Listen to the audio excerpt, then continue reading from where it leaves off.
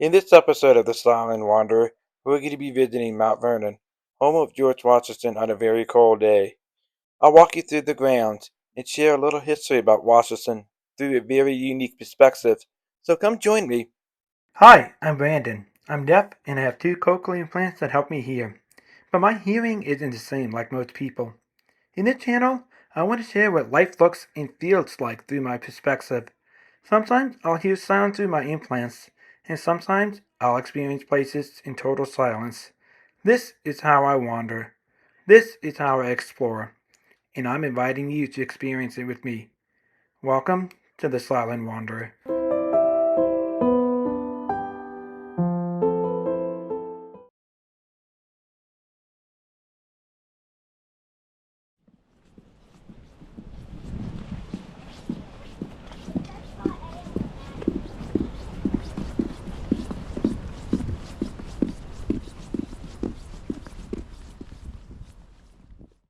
Welcome to another episode of The Silent Wanderer, where everything around you is quiet.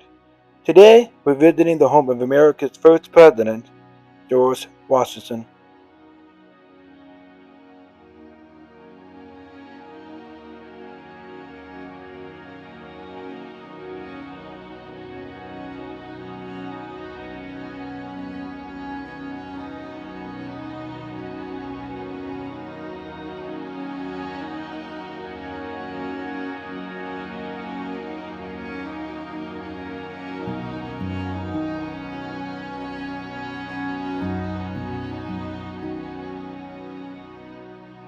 Nestled along the Potomac River, Mount Vernon is located 15 miles south of Washington, D.C. What I found incredibly fascinating about Mount Vernon is that it started as a 1.5-story farmhouse built by George Washington's father, but as the decades passed, the property grew, and so did George Washington's power and influence.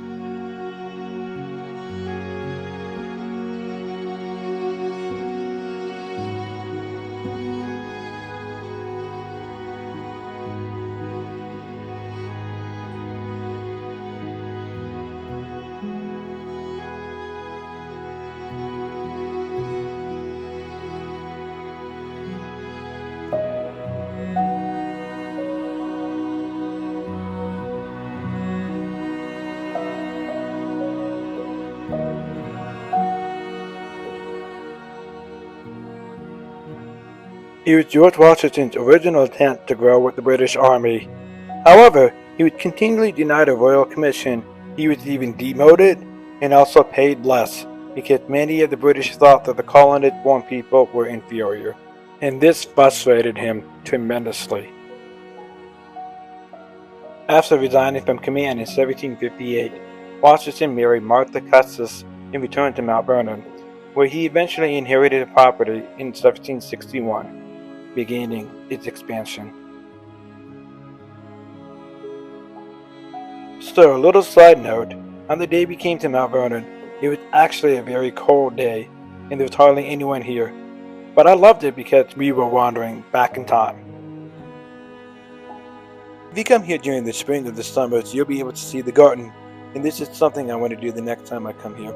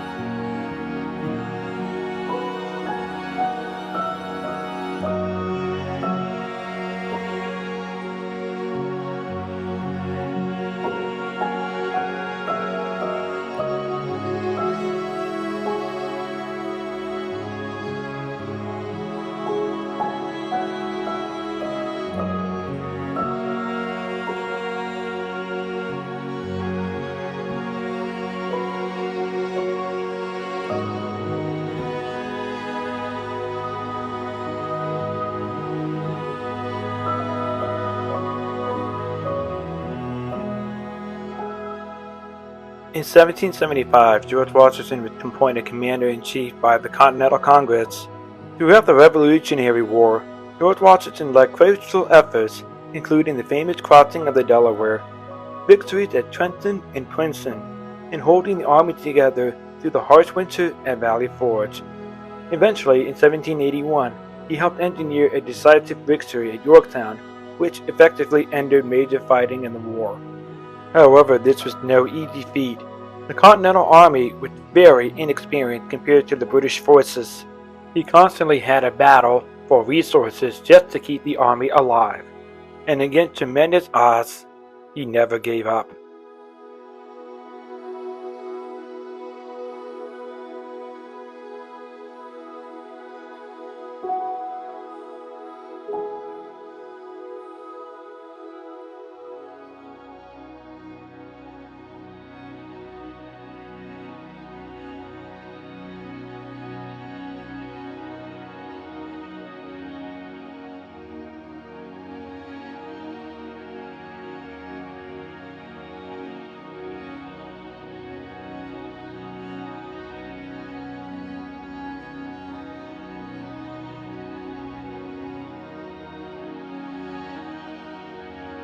As we approach the front of the house, all sounds are going to fade into silence, giving you a rare perspective of what I hear.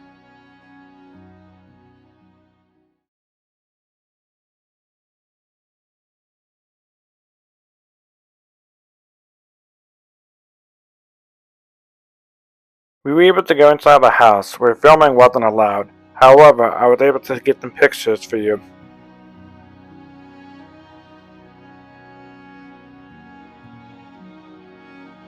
I highly recommend everyone take the tour of the house.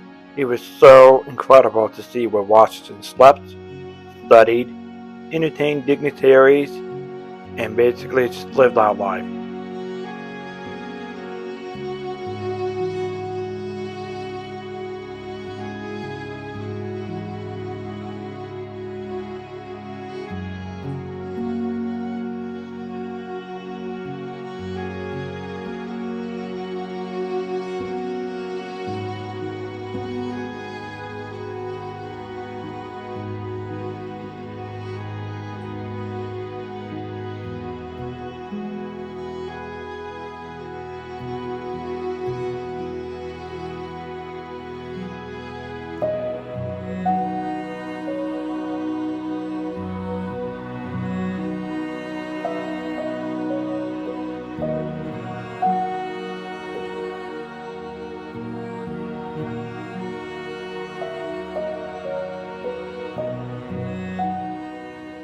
Although you can't hear it, but the wind was blowing so hard and my face was frozen. It was so cold.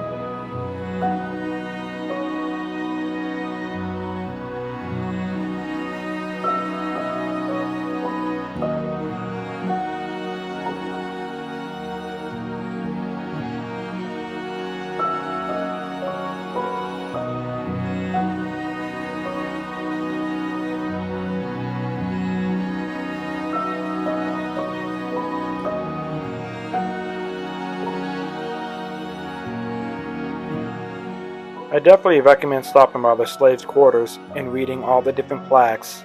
The slaves were expected to work 6 days a week under long hours. Although Washington himself did provide all the necessities they need, it was still terrible living conditions for them.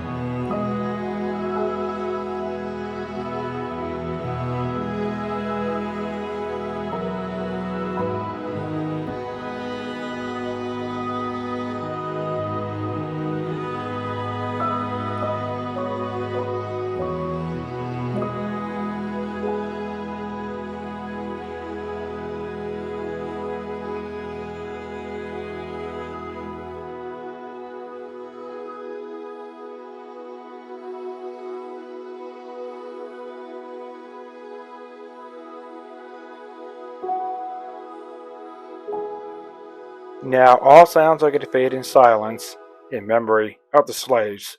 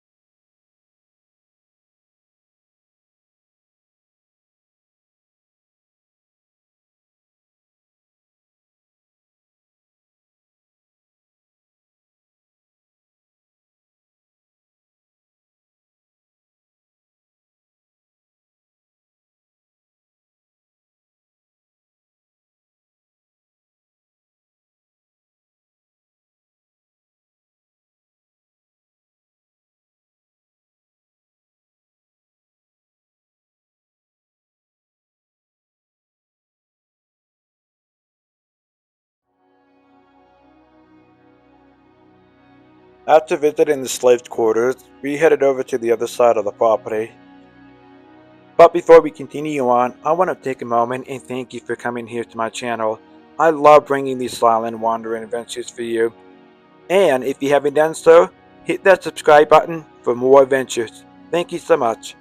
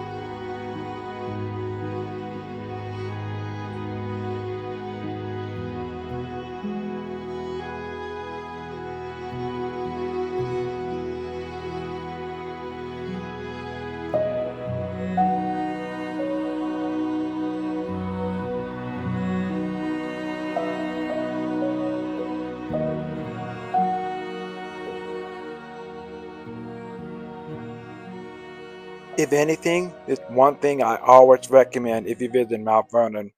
And believe it or not, George Washington's grave is located on the property, and I highly recommend everyone go check it out. It is quite the sight.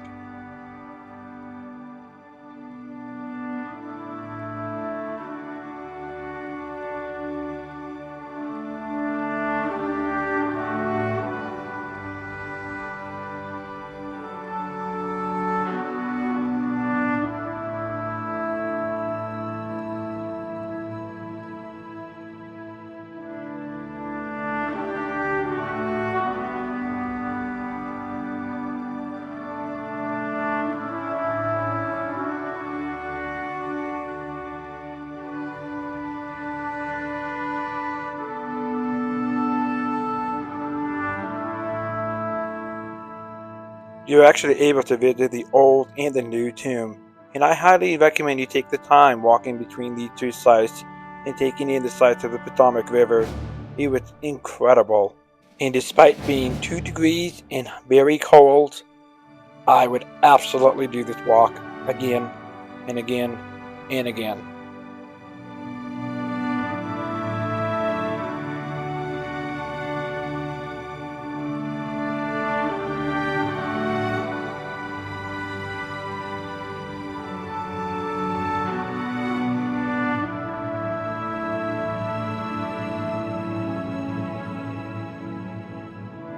It was around this time here when I realized I was going to see George Washington for the first time ever. I mean, I spent years in school learning about him, his presidency, and the legacy that he left behind.